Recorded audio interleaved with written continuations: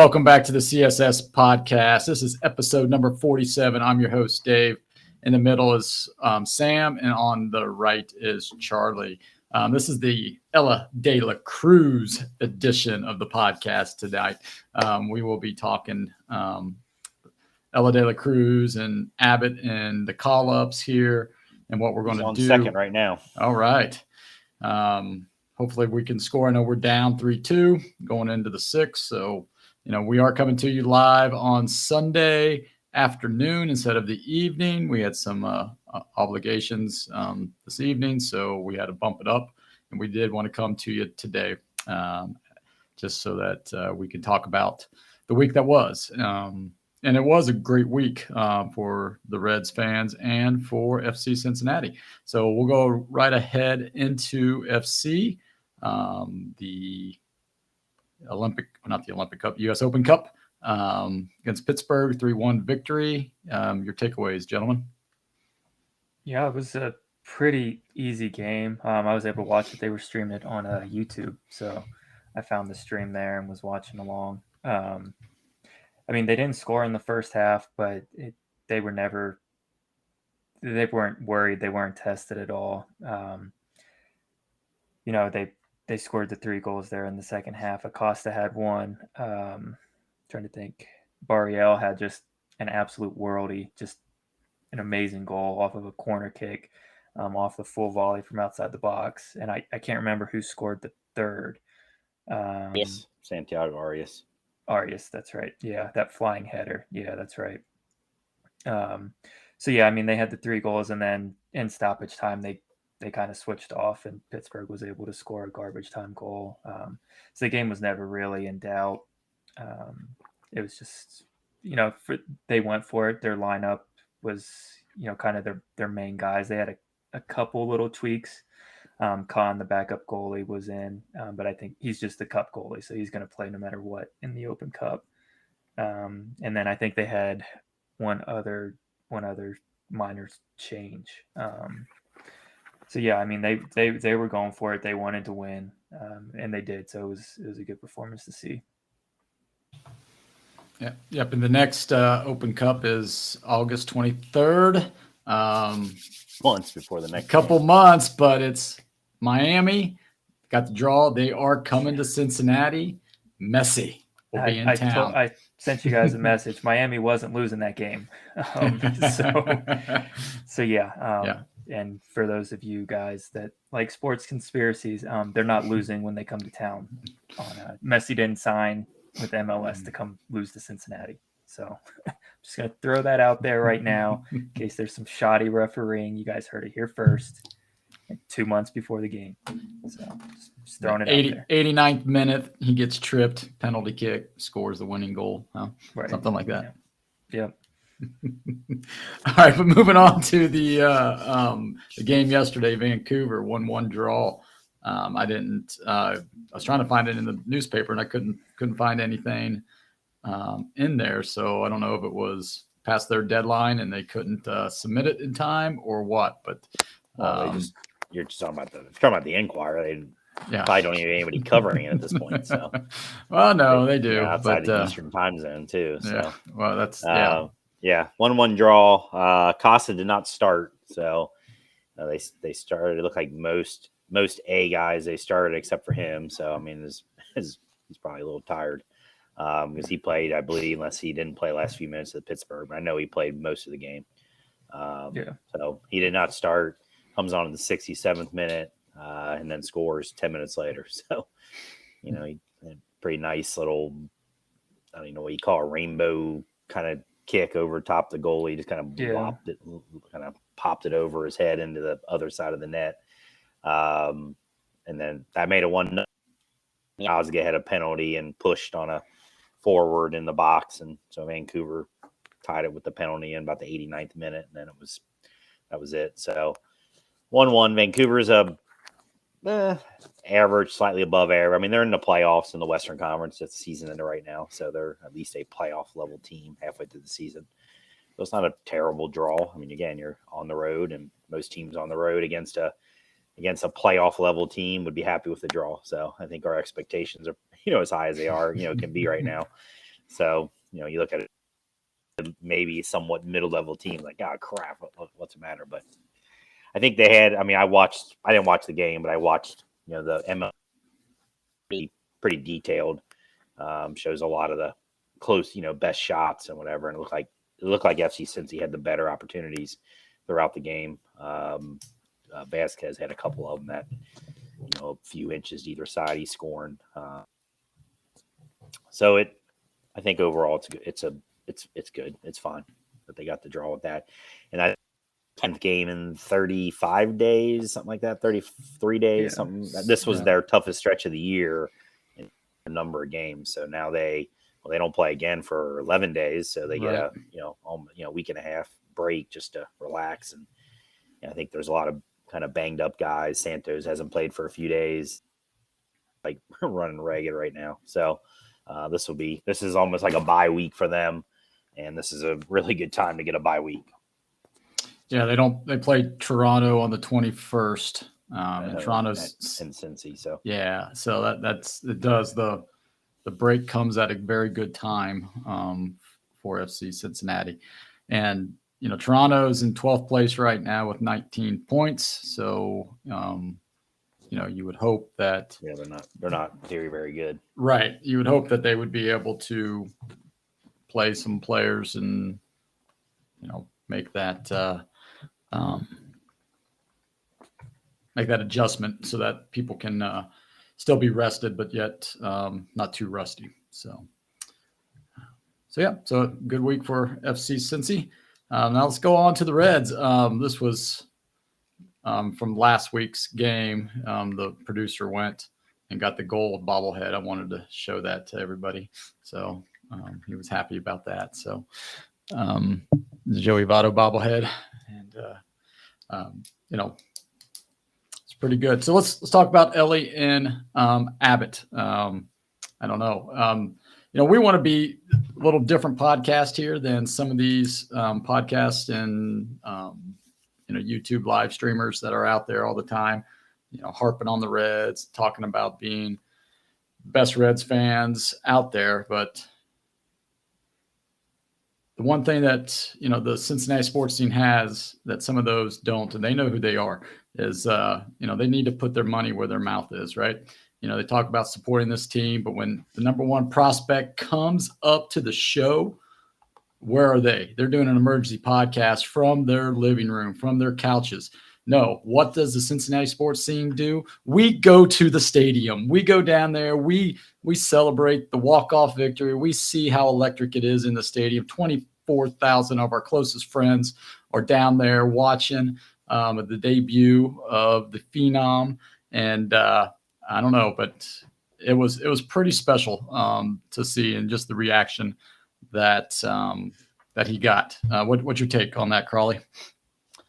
Yeah, it was, for it's been the best Reds game I've been to for a long, long time. I can't even think of the last time I was at a game where there was, I was at opening day this year and there was 42,000, 43,000, but that was not nearly the, it's half the crowd, but much quieter crowd. Opening day it's still fine, but not the energy you could feel with the people that were there, with De La Cruz and McClain and all those guys. So yeah, and then the next day you had the your favorite player, the Benson walk off right there, and that's right, rookie of the year, first ever MLB homer. So that was pretty cool. Maybe even a better game. De La Cruz gets a home run in that game. He's got the two hardest hit balls of the year already for the Reds. Yeah. Didn't take him long. No. The double that double he had in the game, this first game that we were at, that thing was a line drive missile, hit the wall. And I guess he had maybe he has the third hardest hit. Like third hardest hit was a ball hit to the shortstop, made shortstop back up about 10 feet in terms of catching it. But it didn't take long for him to, impact, and and he's probably at this point had his greatest impact's been on the bases, getting on the bases, and just how fast he is, and getting and I around, think running through stop signs. Yeah, I was going to say, I think J.R. House might need to anticipate. He almost got literally had to run him over where House was standing. Yeah, I mean, right. if House would have been another 3 inches to the right, he would have really ran into him. Like, what the hell are you doing? Get the heck out of the way! You see him coming around. Yeah, you forgot how fast he was. He probably was thinking, oh yeah, this is the the Clydesdale Reds of last year and the year before with Moustakas rounding second, coming to third. You better get the stop sign. I don't mean just the stop sign itself, but where he was standing. Like he, throws the stop sign up and then move out of. Like I just didn't. He was like frozen. Like he was almost in shock. I guess that he was still coming. That he hadn't stopped at third. So, but yeah, it's. I mean, it's fun to watch. I will say it's. I've. In this past week, I've had the Reds game on TV as much as, whenever I'm home, I have it on and I'm watching it more than just background noise. I always, see where they're at in the batting order. And sorry, when the Fairchild part of the order is up, I can go do some stuff. But when the top of the order, basically when it gets to number 2, 2, 3, 4, 5, 6, even, I'm always like, okay, let me make sure I watch the Elly at bat and the McLean at bat and stuff. So just to be fair to the Fairchild fans out there, if it's not for the Fairchilds getting the walk or the single when he needs to get the signal, those 2 rallies don't happen. Those 2 comeback victories don't happen because he passed the bat, so Stu, I'm in your corner, even though Crawley's not. He's the hater. So, we'll just keep Stu rolling here. Yeah, we'll talk about the Reds will still be 6 games under 500 until they have somebody to replace him and they can upgrade the talent and the grade 8 or the grade 9, whatever you want to call it now. We can still mosey along at 4 or 5 games under 500. So, hey, but we won't be 4 or 5 games under 500 if Abbott could pitch every other day. Because that guy is the real deal, man. He is something special to watch. And in my notes here, I have that Abbott could be the more valuable of the 2. I don't know if you want to say long term, but for what we're trying to do and where we're trying to go, I think everybody agrees pitching. You have to have that. You got to have those pitchers in order to shut down good hitters. And Abbott looks like he's just toying with people. So, it's pretty impressive what he's done. Yeah, I've just been able to, follow along with Gamecast, being out here, I can't watch the Reds. But I mean, 11 2/3 so far on the season, no earned runs. I mean, he's given up a handful of hits. I think he needs to cut down on his walks a little bit if you want to have one little critique. But even that, if you're not giving up hits, then yeah, you can walk a couple extra batters, right? Because in the grand scheme of things, it's just about your total base runners that you're allowing. And if you're not giving up hits, you walk an extra guy per 9, then who really cares? So yeah, I mean, that's exciting. Like the guys that we have called up there. Uh-oh. Maybe we'll be back. Hopefully he'll be back. Sounds browser. He must. No, it's out of date. Okay. It says. Let's see here. I'll text him real quick. Yeah. Here he comes. He's back in. Well, while you're saying that or whatever, I was gonna say. I mean, did another 2 weeks of them playing in Louisville really make a difference here? Because again, should these guys not have been up, 2 to 3 weeks before this? I don't think another 15 at bats or 20 at bats or 2 more starts in Louisville really made Andrew Abbott what he was. Again, this is absolutely definitely with De La Cruz a money play, and Abbott. Yeah. I don't know what the deal was with that. So, but whatever. They're here now. I should not worry about it anymore. So that's right. So we'll recap real quick. It took 2 of 3 from the Dodgers. Anytime you can take 2 of 3 from the Dodgers that have that kind of payroll is, special. Especially when we have 2 walk-offs come from behind walk-offs. That was really nice. And then, of course, the crafty veteran Kershaw sort of just shut us down on Thursday afternoon. But, oh, well, tip your hat to Kershaw, move on. Ashcraft got injured, took one off that first inning. He was the first 2 innings, he actually was finding his groove, and then he took that liner off the shin, and next thing you know, 3 runs, and he tried to pitch through it, but he couldn't, and he's on the 15-day DL or IL now. So that solves the 6-man rotation question that we had going into since Green was able to come back today. Right. And he's actually pitched pretty well. Gave up 3 runs, 9 strikeouts that I saw. Yeah.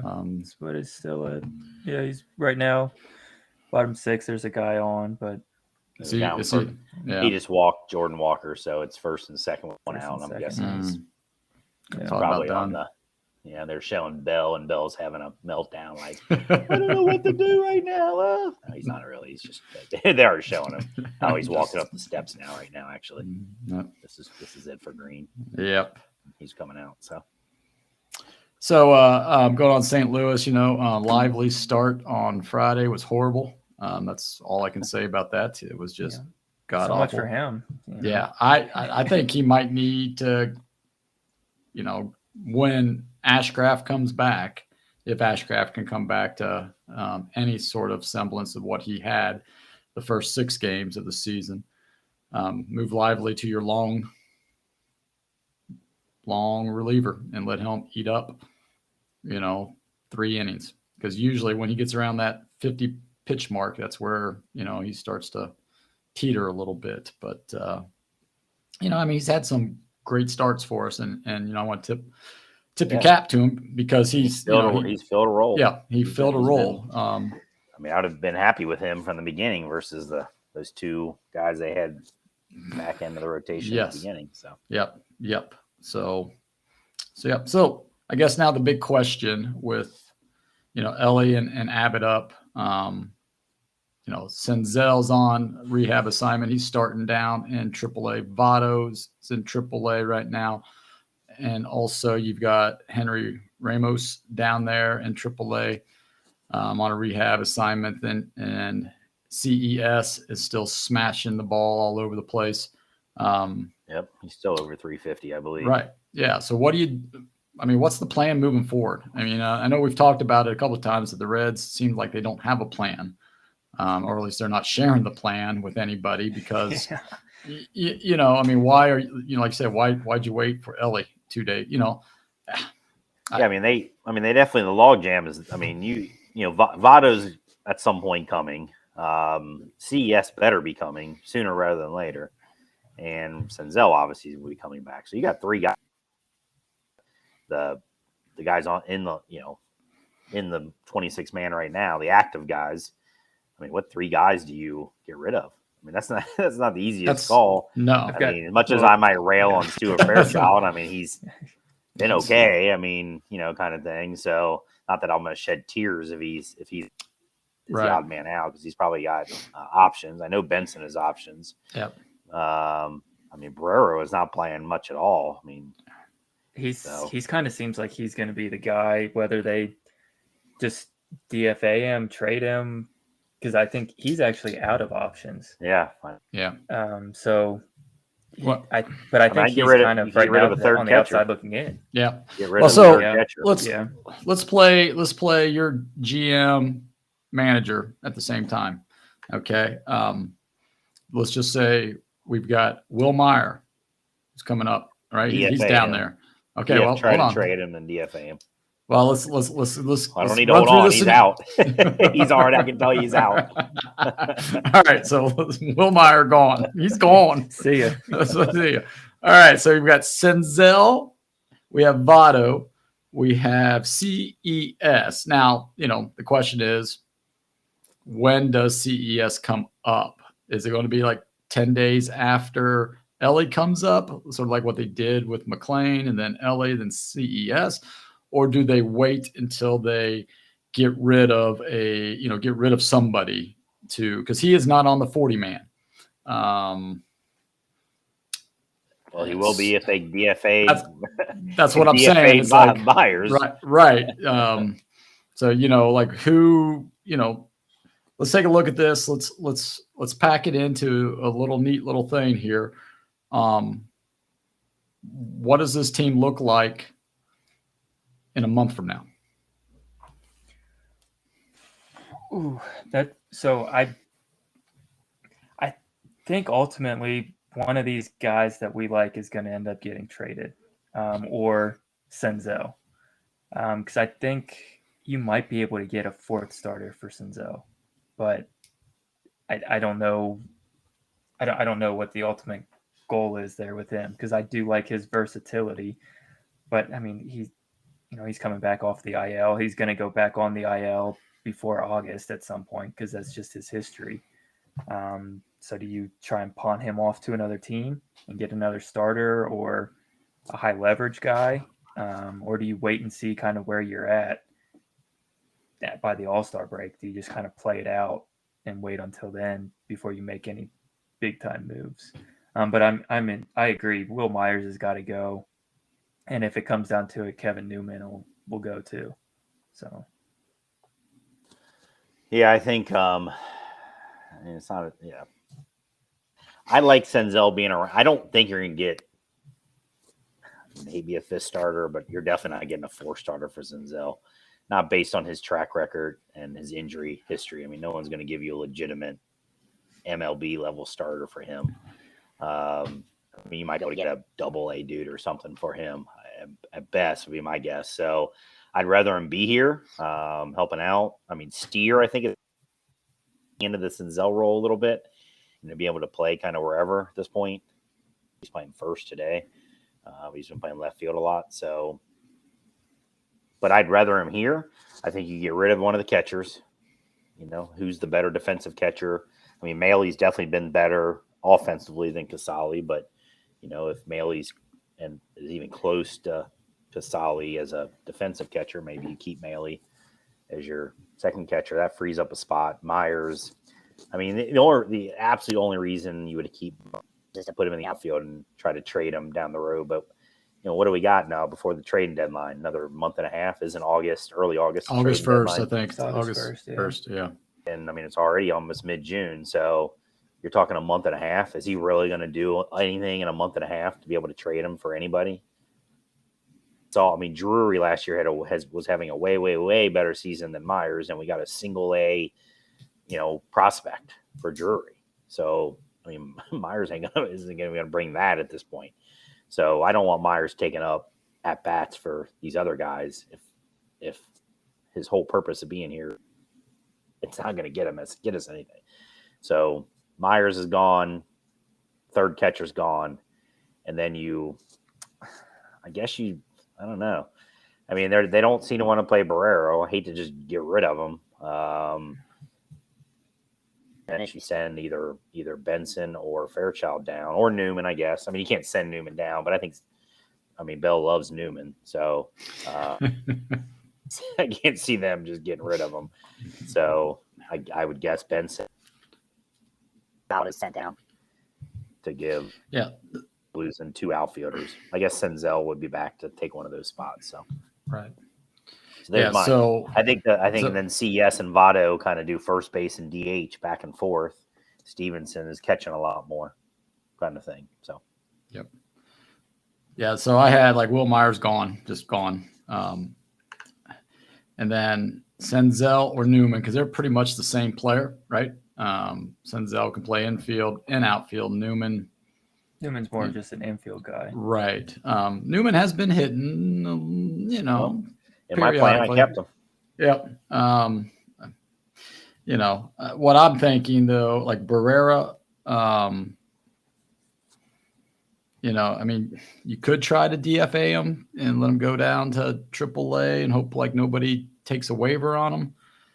Or you got to play him every day, right? Put him in center field and through the All-Star break, see what you have. But he's had that opportunity to play him now, and he's not. Well, that's what I'm saying. Yeah, I know. And that's without Senzel and Myers. Right. So it's okay, then maybe you package him with either Meyer and I don't know, man. I mean, we'll take nobody's going to take anybody. We'll take $250,000 in international signing money. I don't, something like that. I mean, because Meyer, I mean, you DFA him, that's, he's $7 million, boom, gone. Not anymore though. Well, yeah, he's only $4 million left. Okay. Whatever. Okay. I mean, they got rid of Moustakas and owed him $20 million. Well, yeah, but they didn't get rid of him last year when they should have.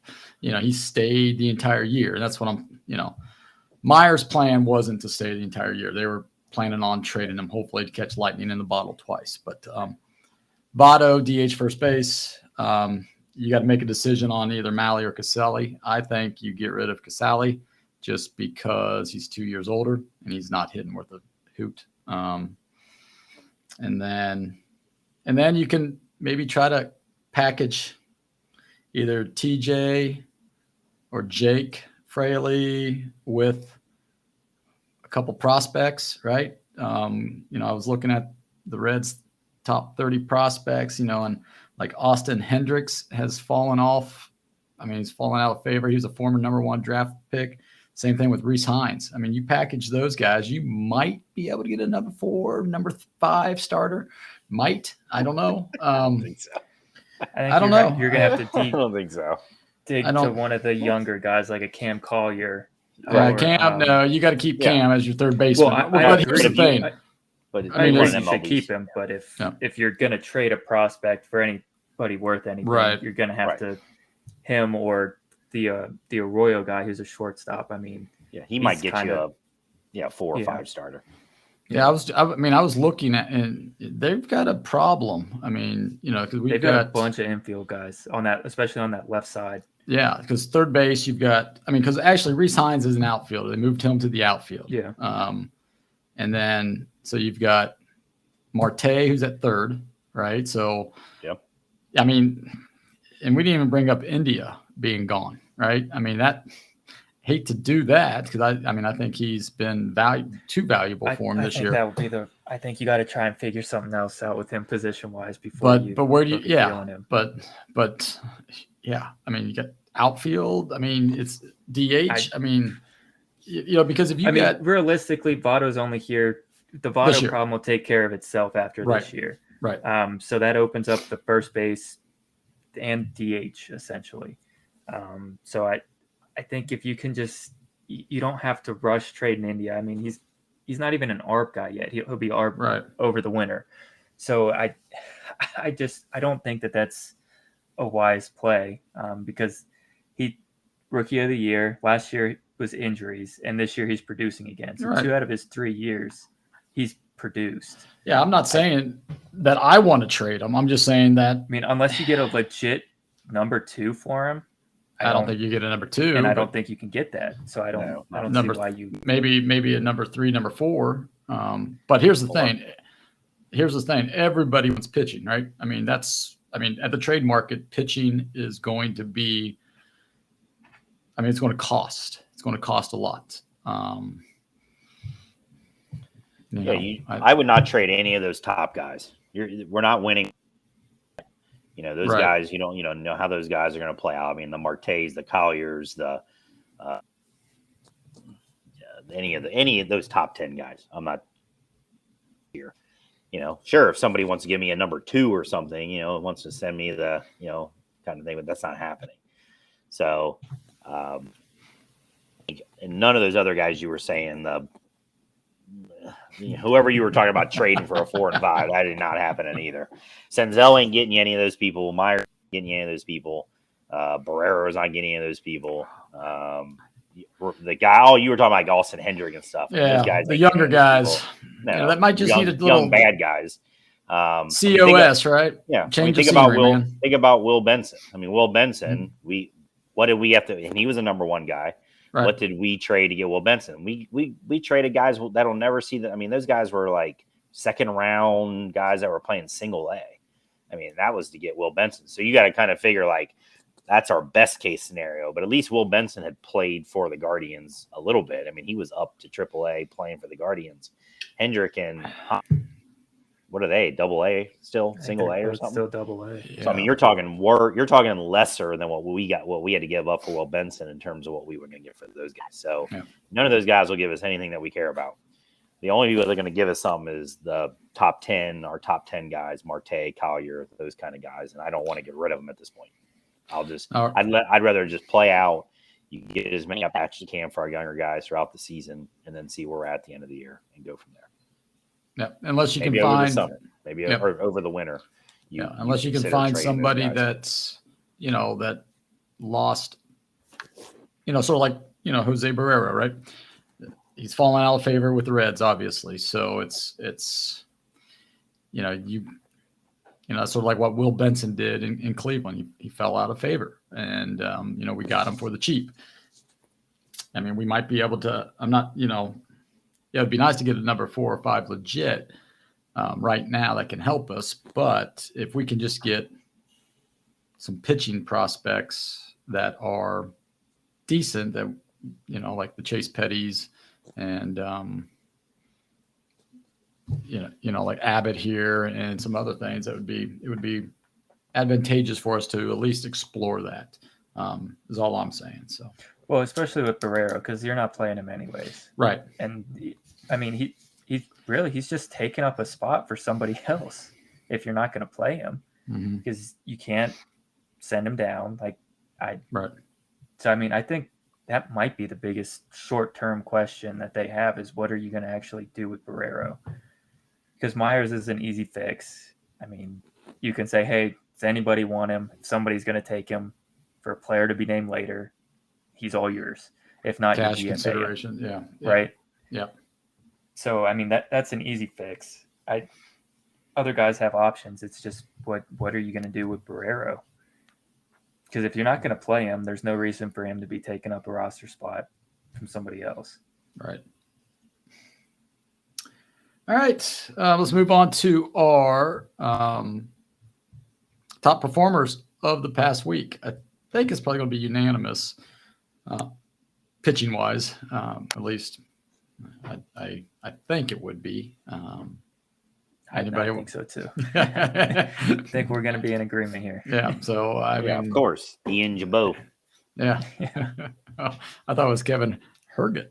Yeah. I think he's back in AAA. Yeah, he called up for a game. I think this is like his 4th move in 3 days or something. Yeah, which I didn't know like you could do. I thought there was there used to be like a 10-day thing or something. There is, but if it's injury related, which it was, that's why. Or they're making it up, or they make up that that's all made up. So Well, yeah, it is, but yeah. If if you suck too bad, there's like a level. If you suck too bad, you can just move wherever they need you to and make up as many injuries as they want. Yeah, you're not going to help them, so we can bring you back up, push you back down, whatever. The other teams are like, yes, please bring them up. We will allow those. Yes. Heard it. So who does not have Andrew Abbott on the list? Unanimous. There we go. Andrew Abbott. Okay. Now the hitter of the week. This could be interesting. So Sam, who do you have? I said Elly De La Cruz. Okay. I'm going to give it to him. I was looking at the stats here. Short sample, but we're only talking about a week. Right. He's 8 of 11 when he puts the ball in play. 8 hits out of 11 at bats where he doesn't strike out or walk or whatever, right? Which is insane. And a couple of those are infield hits. So it just shows he's not, if he does make weak contact, he's got the speed to run it out. He's Billy Hamilton with pop, right? Billy's issue was the infield could, disrespect him and play him in. Whereas you can't do that with De La Cruz. So if he hits a little dribbler down the third base line, he's going to be safe at first, which is nice. And I mean, his total, he's over 300, over 400 on base percentage, 2 hardest hit balls, fastest sprint speed so far out of a Red. I think you got to go with Elly. Crawley? Sorry, I was laughing at much. Throwing a missile from third base, and somehow freaking old man Goldschmidt actually legged it out and beat it. So, just now send him down.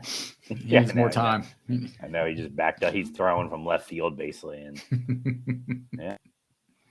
I have, well, Ooh.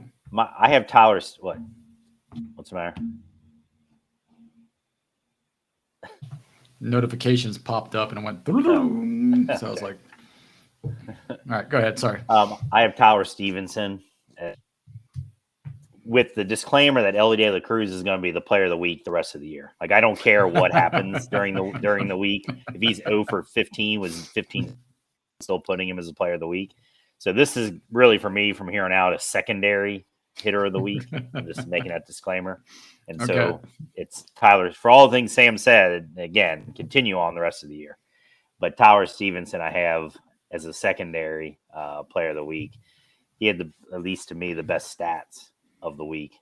Actually had a couple home this past week, led the team in RBIs.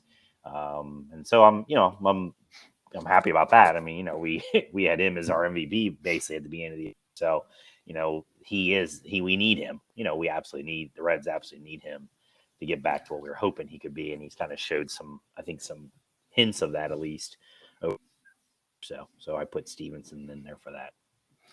That's a good choice. Elly obviously is in his own category. And that might just be, we might just have to put what crazy thing did Elly do this week versus, putting him in as the hitter of the week all the time. But so I was down between two. I was down between Matt McClain, right? He was 9 for 23 with 391. But I eventually went with Tyler Stevenson as well. 7 for 19, 368. He had the home runs, 6 RBIs.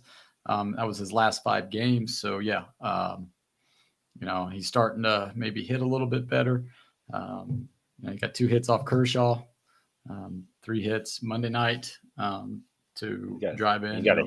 He's got a hit today, Stevenson. Yeah. So I think it's starting to come around. I think he's getting kind of the pressure's off of him to produce too. He doesn't have to. I think coming into the year, he kind of thought he was going to have to be the RBI guy. Oh man, yeah. Yeah. So hopefully, he gets back to just being what he could be, and driving the ball all over the place. Now, before we move on, I also have a third player of the week. That'd be Christian Encarnacion Strand sitting down there. So here's his stats for the week. He batted 526. OPS 0.745, which is like Jesus for the week. He has 3 home runs. Like over 1,000. Yeah, it's slow pitch softball. 1105. 3 home runs, 8 RBIs, 6 walks. So not only does he have 10 hits, but he has 6 walks in the week. So. And he's still batting down there in AAA. So. And he wasn't playing today. So is he on his way up? Who knows? Is he on his way to Kansas City, Crawley, where you will be? Yeah, that'd be really nice. Good. Yeah, there you go. Real cool. And it looks like you're going to Kansas City on Tuesday, right? Wednesday. We'll see Wednesday's game. So I think you've got. I'm sure I'll have Luke Weaver. No, Weaver is pitching Monday. Well, I won't have Green or Abbott. You got Ben Lively, baby. You got Lively. Yeah. I thought you were going Tuesday, and that was Williamson on Tuesday, but it's Wednesday. So you got Lively. Ben Lively, yeah. All right. Hey, he might rebound and throw a 2-hit gem for us. Yeah, I mean, if CES was caught up, that would make it even more special. But Votto will be called up. So there you go. He did hit a home run last night. He did. All right. So the DFA, who should be gone?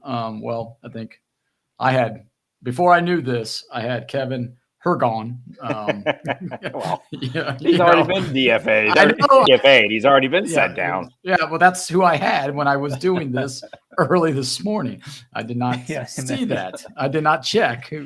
When I saw that this morning, I was like, didn't they just call him up yesterday? Right. It's like, goodness. I think they sent him down like on Thursday. And they called, what's his name? Casey Leguini is back. Legumina. Yeah, he's back up today. So, the bullpen has been taxed quite a bit. So they have to, get the taxi squads. So yeah. So you said Herget. I said her gone. Yeah. Okay. I put Luke Weaver. He's just too. So, I mean, there wasn't really a lot of. I mean, even the guys were kind of ragging on from a hitting standpoint have not really been that bad. I mean, Newman and Fairchild and those guys have been. Even Benson's coming around. He has 2 hits. Benson has 2 hits today. Yeah. So I was having a hard time coming up with a hitter other than Myers isn't active, but so I was like, okay, what pitcher and do I not want to see again? And that's the way I look at it. Who do I not want to see ever pitch again for the Reds? And Luke Weaver is my number 1 right there. So I just said Lively just off of his last 2 performances. But I mean, you kind of mentioned it earlier. Maybe you move him to be the long guy because he kind of seems to have trouble that second, third time through the lineup. But yeah, I'd be fine if they got rid of him too. Because I mean, we have all of our young starters have kind of pitched this year in the bigs. Mm-hmm. You got Lodolo and Ashcraft on the IL now, and then the other 3 guys. So, I mean, the next one would be Connor Phillips, right? Is your next guy who's he may be leading the minor leagues. He was second in the up to a certain point. He had the outs in the minor leagues behind Abbott, so he might be leading the minors now. He'd be your next one. He's still a Double-A though. Yeah, but it's not that you can't. I mean, they used to a long time ago. Yeah, well, in the 70s and 80s, Marlins did it. Marlins did it this year with Perez, that Yuri Perez dude. He came from Double-A. He's 19. A lot of times it's that's what it used to be. Is like you make that jump from Double-A to the bigs, and then the Triple-A was for your has-beens, right? Matt Reynolds. Matt Reynolds. Kevin Hergetz. Yeah. So that'll be your one. That's your next guy up, and hopefully they get him up sometime in the near future. He's got to be pitches this year at least. I mean, it's not like they don't have holes in their starting staff to try guys out. So exactly. And then you got the law firm. Should be coming off the IL here shortly, I think. I mean, it was placed on the 15 back in May, so so hopefully it's not longer than that. So yeah, we'll see about that. All right, we're going to move on now. Unless you guys got anything else to add about the Reds. I mean, they'll be in Kansas City, and then where at? What's the next? Kansas City. So Crawley will have the full report from Kansas City for us, and you also have some reports on the College World Series, right? Yeah, so you're going there. We'll see who I see actually play. Okay. And then Houston. So it's Kansas City, Houston. So okay. Yeah. Well, we'll see. We'll see. We'll see what happens. Hopefully we'll see how far Elly wins on Kansas City. Yeah. So we'll see how far Elly hits one in the Crawford box, right? So all right. So we're gonna move on to trivia. Forgot. Bengals news. Anything happening on the Bengals front? Nothing yet. Nope. Just waiting on Joe. There really hasn't been, has there? No. I mean, they latest OTAs, so latest rumor. What is it? Dalvin Cook is at plus 1,100 to sign with the Bengals. He's like the Bengals are like the fifth best odds to sign him. He's going to Miami. He's going to Miami. De La Cruz just walked. All right, still in second. Yep, still second again. There we go. All right, so we're going to move on to our trivia. Crawley had last week's trivia, and I've got it this week. So you want to review what you said last week? I think we got it. You did eventually. Yeah, eventually. So who was the last pitcher? Well, yeah. Pitcher to strike out 1,000 or more while playing for the Reds. It was not Luis Castillo. He had struck out 860. So who was the last pitcher? 1,000 or more. And the answer was Homer Bailey. He had 1,001 strikeouts as a Reds pitcher. Nice. All right. So we're continuing that strikeout theme. The Reds, this is trivia. So it's a two-parter. If you can tell me the exact number and then the date and the team it last happened, I'll give you extra bonus points. but the Reds have had how many consecutive games batting with at least one strikeout? Counting today, because Stuart Fairchild struck out today. How many consecutive games batting with with at least one strikeout?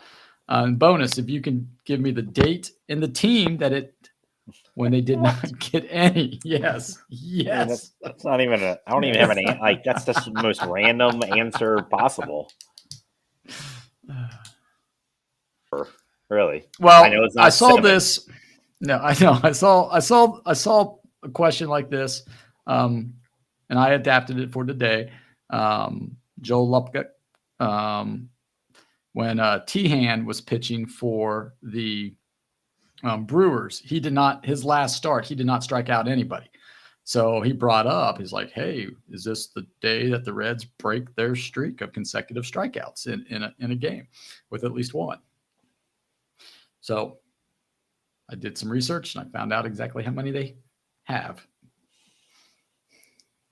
I mean, I'll go back to the 2013.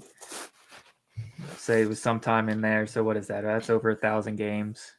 I don't know. Right. I mean, that's 9 seasons or so of 162. Well, not the 1 year, you only had 60. Well, I'll put it this way. Let me. I'll help you out. I'll give you a little.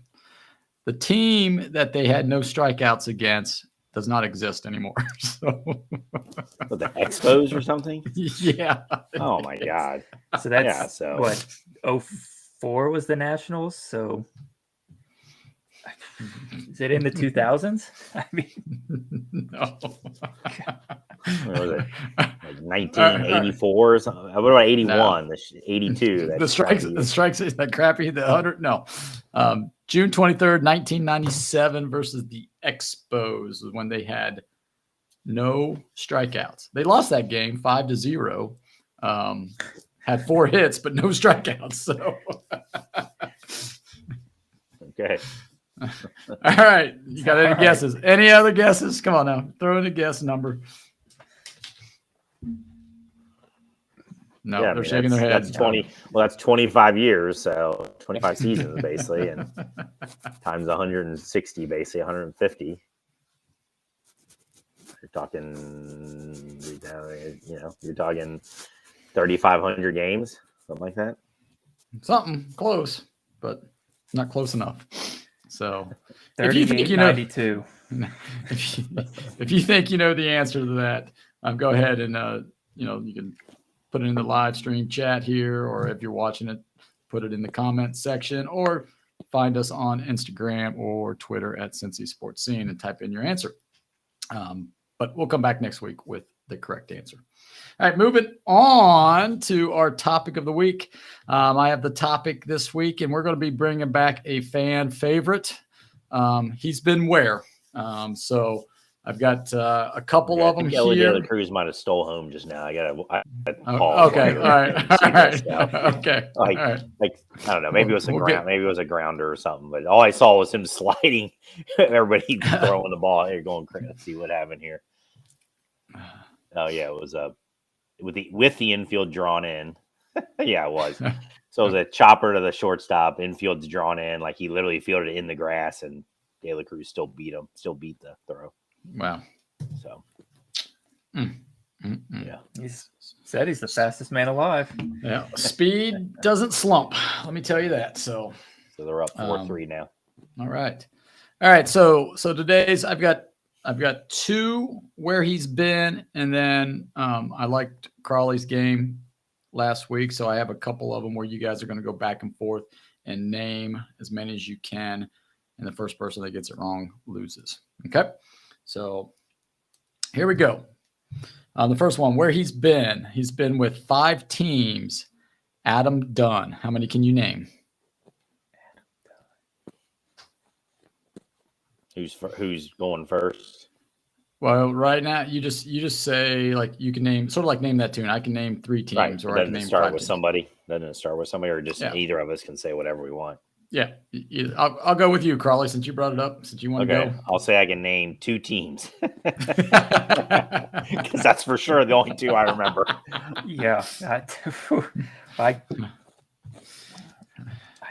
I guess I'll say I can name 3 and Go ahead. hope I get lucky. Please go ahead. So You Reds, deserve it. Reds and White Sox. Yep. And I'm just gonna shot in the dark Texas Rangers. Crawley. Who are the other 3? He played with the Nationals, Washington Nationals. When? I think it was right after the White Sox. After the White Sox? Yeah. I guess all of this would have had to have been after. But yeah. And then Arizona Diamondbacks and the Oakland A's is where he, of course, that's where he ended his career. Oakland A's. All right, so Crawley gets that one. So this question goes to Sam. Will Benson hit number 3. Just happened. Key of the year. Go Will. Jose Guillen has played 10 teams. Yeah, I was going to say I do. He played a lot. Jose Guillen. Yes. I'm trying to even remember Jose Guillen. This doesn't count as managerial career, right? This is no, playing. just playing career. Yes. Okay. That's Ozzie Guillen. That was Ozzie Guillen. Did Jose Guillen manage? Who are we talking about? Jose. Oh, Guillen. Jose Guillen. Oh, yes, God. not Ozzie. Not Ozzie. Jose. Oh, so even the lesser Guillen. Okay. Yes. I mean, yeah. I mean, Sam, wasn't he kind of a short, stocky dude for the Reds or whatever? Yeah. So there, you got at least all one. Right. Sam. So I've got one. I'll go 2 because there's 10 teams. That's half the league almost. So I'll go 2. I don't want to guess, so I'll have you go ahead and name them. All right, Crawley. 2. You got 2. 2. I'll say, Reds. Yeah, that's one. Pirates. Pirates is the other. Yes. Well, one of the others. There's one of the other. Yes. So he came up with Kansas City, and then he went to Tampa Bay, went to the Pittsburgh, and then he got traded to the Reds, and he played with the Nationals. The Cardinals? With the Cardinals at some point? Nope. He was with the Diamondbacks as well, so there's a theme, right? He's with San Francisco Giants, Oakland A's, Los Angeles Angels, and then the Seattle Mariners to end out his career. So Crawley's up 2-0 to Sam. All right, here we go. Now you're just going to go back and forth. All right, so Crawley will start. You will go back and forth for this question until somebody comes up with the wrong answer. So name the 8 leading home run hitting catchers of all time. Like the top 8 home run. Any team, this isn't Reds. Related. This is not Reds. This is any team in Major League Baseball. The top 8. Home run hitting catchers? Home run hitting catchers of all time. Yep. I'll go bench. Okay, bench is on there. Yep. Piazza. Piazza is number 1. There you go. What number was bench? Bench was 2. Okay.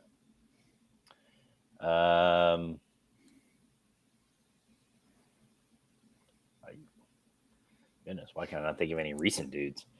It's probably a bunch of recent dudes. I'm just not. I'll go Yogi Berra, but that's Yogi Berra was number 4. Yeah. Okay. Yeah, I'm trying to think of recent guys too.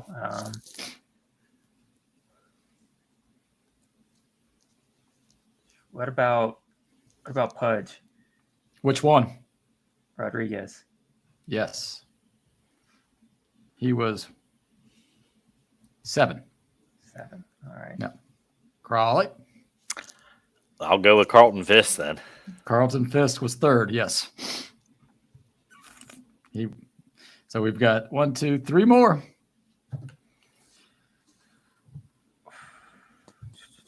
Man.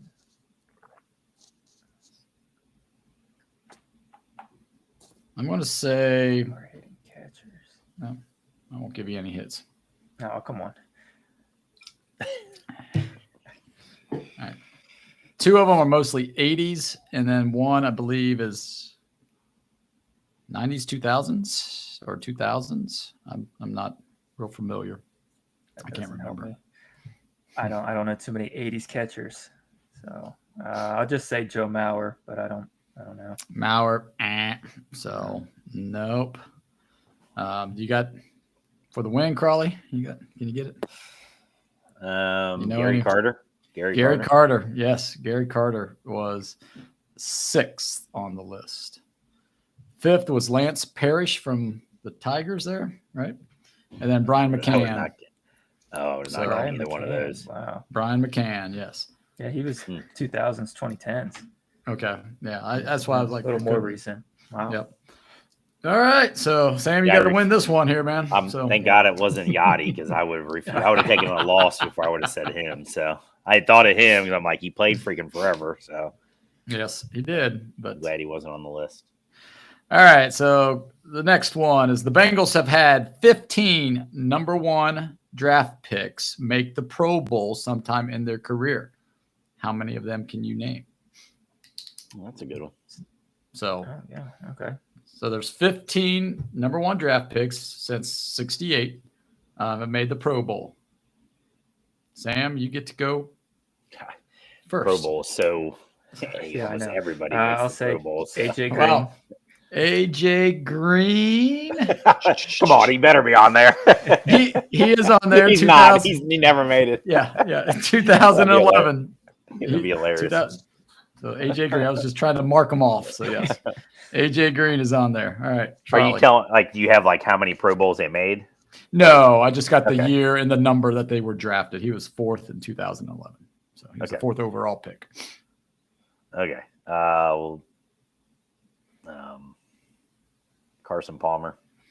Carson Palmer, number 1 overall pick. See, that's I don't remember guys. I remember Carson, but some of these older guys, I don't remember where they were drafted. I'll say Munoz. Munoz, that's a good one. 1980, the only Hall of Famer. He probably made a couple Pro Bowlers. He didn't make a Pro Bowl. He didn't make a Pro Bowl. Made the Hall of Famer. Was he a number 1 pick? I'm like, he had to have been because he was. Yeah, he was 3rd overall, 1980. Yeah. Okay, I'm gonna go with I hope the obvious one, Joe Burrow. Joe Burrow is correct. Number 1 overall in 2020. Did Jamar make the Pro Bowl? I would have thought he did, but I don't know.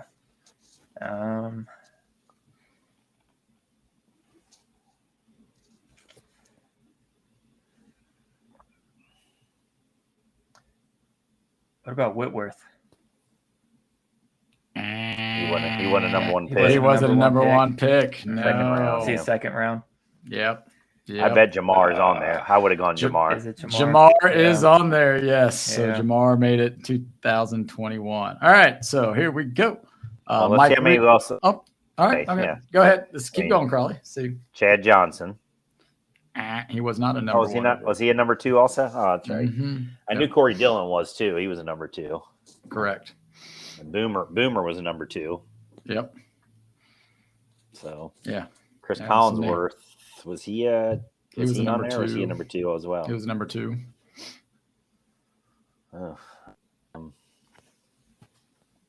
What about Leon Hall? Nope. Never made it. Nope. Ricky Dixon? No. Not from Oklahoma. Oh, that's what I thought of. Yeah. I don't think Fulcher was number 1 either.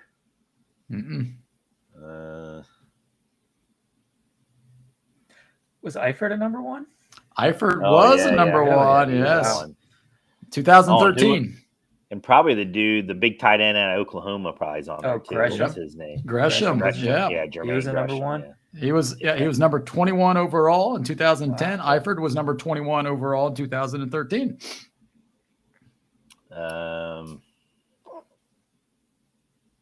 Goodness, they've had some defensive linemen that I'm sure are on there. Dunlap at number 1? Nah, nope. He was the second. Who was the dude that was with the Bengals for a number of years, and we all thought he underperformed. Then he went to the 49ers and was a really good player for them. Yes, he was. He was like the 4th pick or something overall. He was the 4th. I'm drawing a blank what his name is, though. 4th pick. 2001. Yeah, I don't know. I can't think of his name. He was a D lineman. D lineman, defensive end. Yeah. Yeah. Like he led the league in sacks when he was out in 49ers. Yeah, he's so much better for them. He was okay with the Bengals. Right. What's his name? Justin Smith. Justin Smith. Yeah. So Justin Smith. You're missing a couple of obvious ones. I'm sure. Yeah. But what about like Willie Anderson? Willie Anderson, yep, number 10 overall out of Auburn in 1996.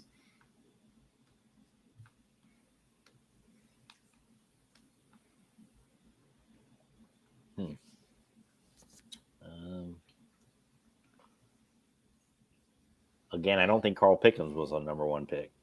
Nope. I think he might have been a 2 as well.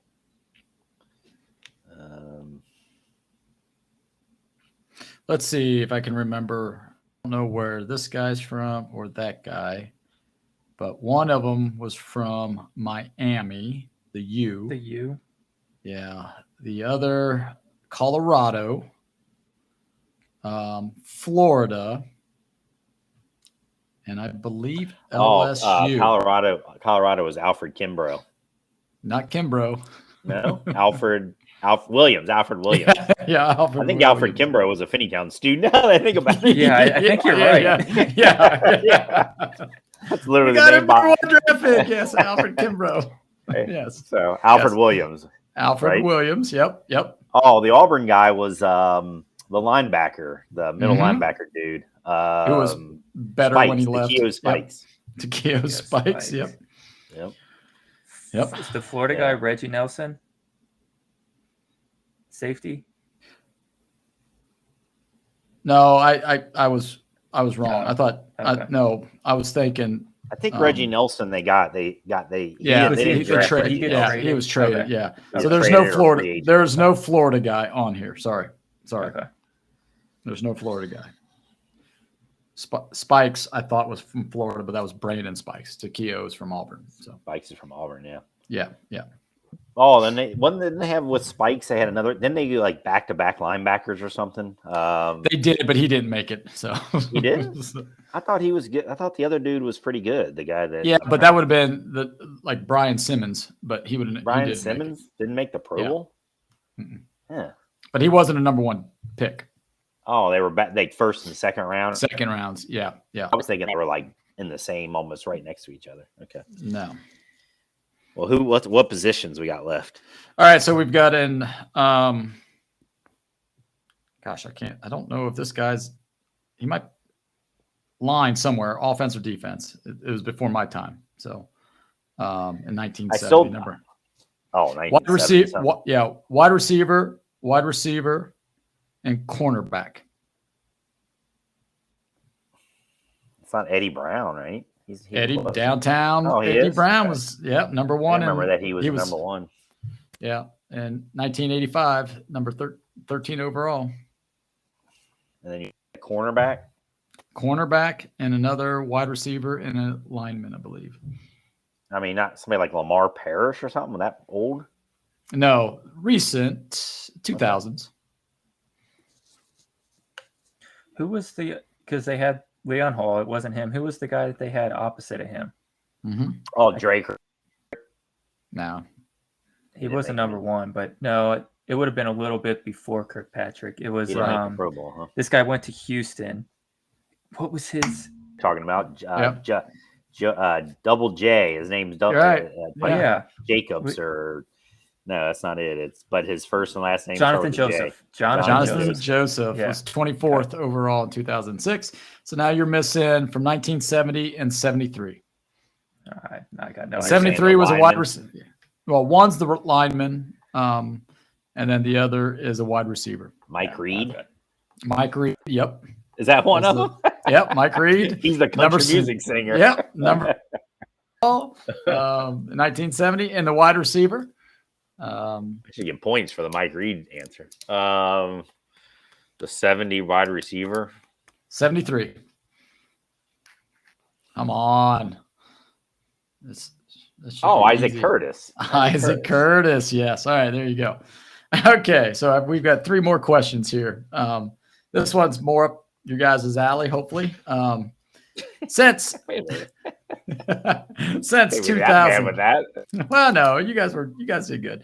Going back and forth again, so I think Crawley gets a start. Since 2009, University of Cincinnati basketball players have been drafted to the NBA. Since 2000. Who are those 9? How many can you name? Crawley, you go first. Oh God. We'll start with Kenyon Martin. Yep, that's 2000. There was actually 3 of them in 2000. So Yeah. Oh, Yeah. wow. I so yeah. just remember. So recently, Jacob Evans. 2018. He was the last one drafted. He was the Give you a last hint. one. Oh wow. Yeah. DeMar Johnson was the same. DeMar as Kenyon Johnson. Martin. Yep.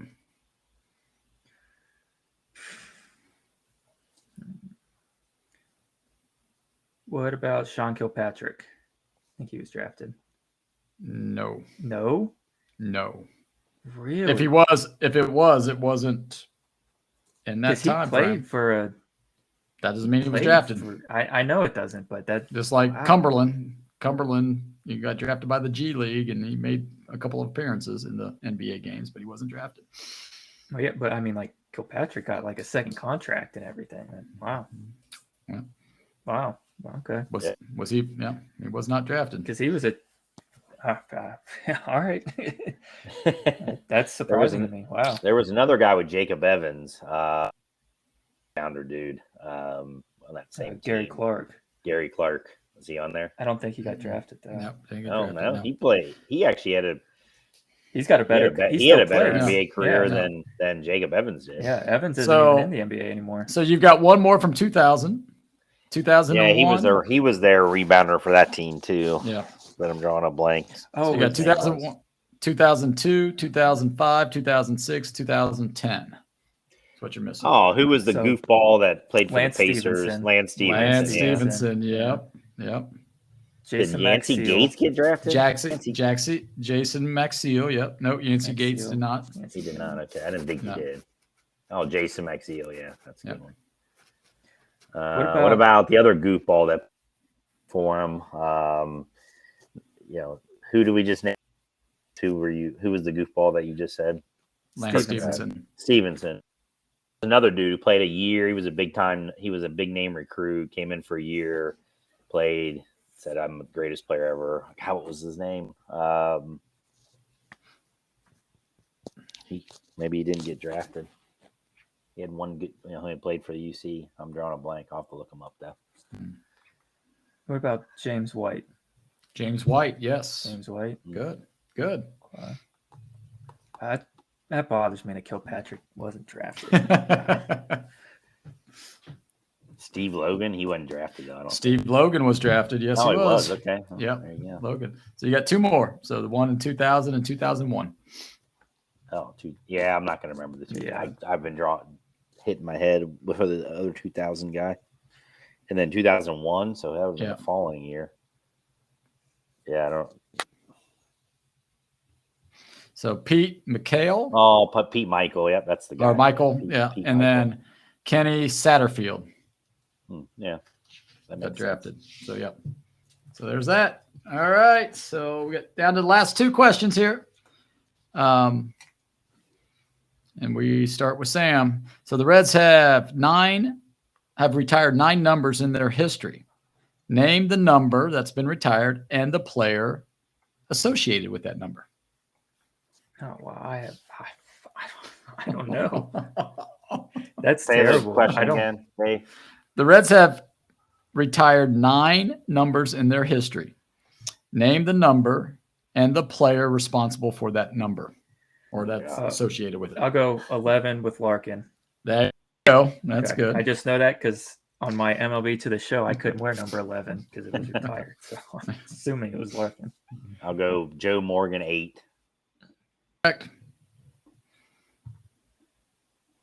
Joe Morgan. I'll say Johnny Bench. 5. Johnny Bench. That would be a 5? good. That would be a good one. Yeah. Yep. Tony Perez, 24. That is correct. Assuming Jackie Robinson doesn't count. Correct. 42. Since 42 is retired by everybody, but Hoping.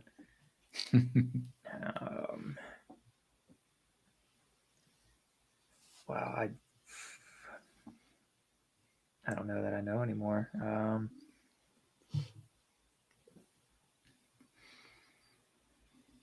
Yeah, I would have said Frank Robinson, but I don't know his number. 21? I don't know. but you got Frank right, but his number wrong. So Yeah, I don't know. I have to think about his number too.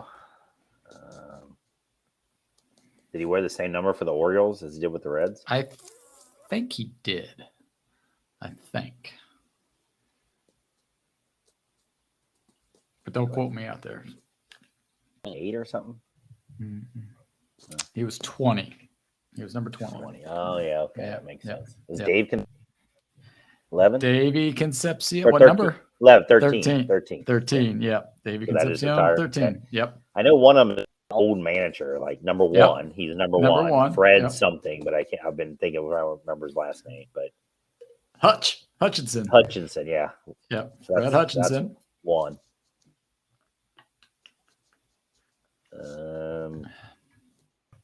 It's 14. 14 Pete Rose is retired. Yep. Pete Rose is retired. Yep. You got 2 more.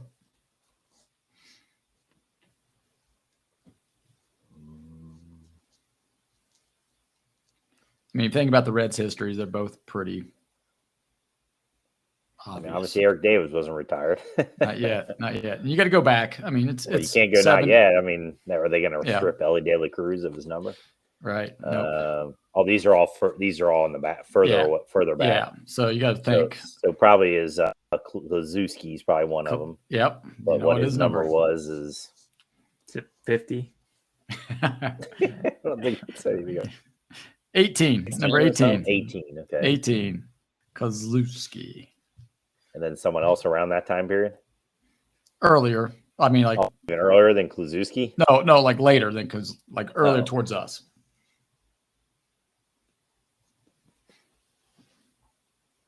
I mean, Jose Rio isn't 27. Nope. It's not a pitcher, is it? No. Yeah, It's not really a player. So it's not a Well, I player. got Marty. Oh, Sparky Anderson. Probably Sparky Sparky Anderson. It is Sparky. What the hell number did he wear? It was probably a single digit, wouldn't it be? Was it a single? It wasn't a single digit. No. Oh, 10. Number 10. Yep. Yeah. All right. So, in the very last question, I was hoping this would be the tiebreaker, but it's not. So, we'll just go with it right here.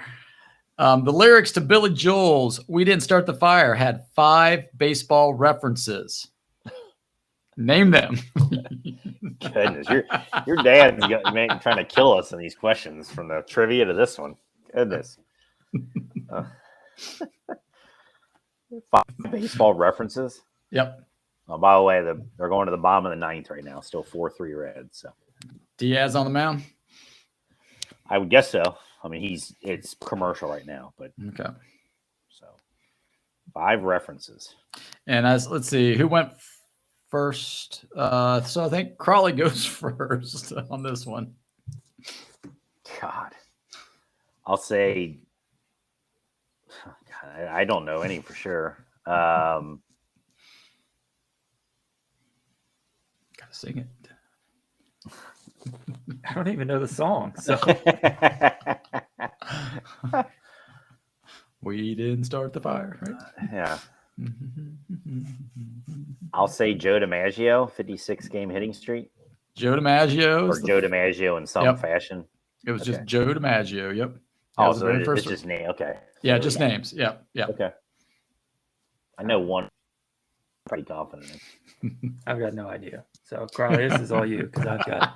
Well, you just got to think. No idea. You just got to think of like changing like baseball landscape or sports landscape kind of. Babe things. Ruth. No. No. All right. I'm thinking Jackie Robinson's probably in there. No. No? Oh, that was the Nope. other one I would have been was confident. Nope.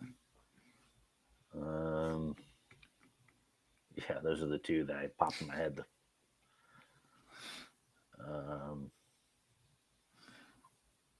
I don't think it's anybody even remotely recent. No. I mean, that It's movie, all that song came out in what? the 90s. Yeah. Yeah. No, everything is about Lou Gehrig? no, it's between DiMaggio. Oh, Willie Mays? Willie Mays, maybe? Yeah, no. Oh. Okay. But close. I mean, no. I mean, Mays isn't. Hank but Aaron? No. I mean, these are the best players of the forever and ever. Mickey Mantle? Mantle is one, yes.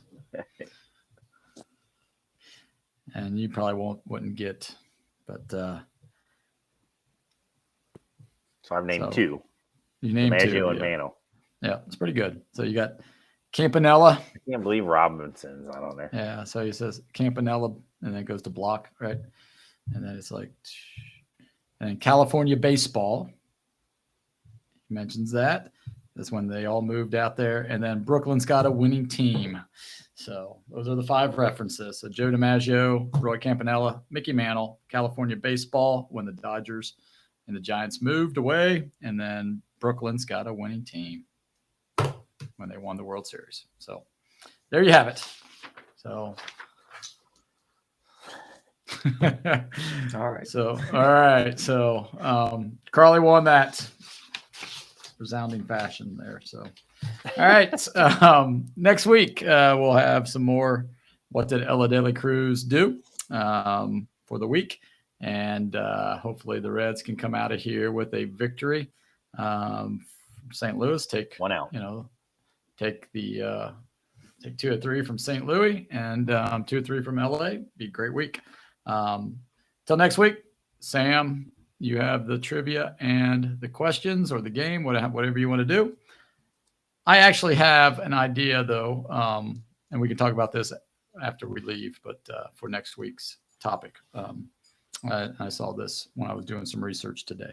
But until next week, for Dave and Sam and Crawley, we are out of here. Take care, everybody. See ya. See ya.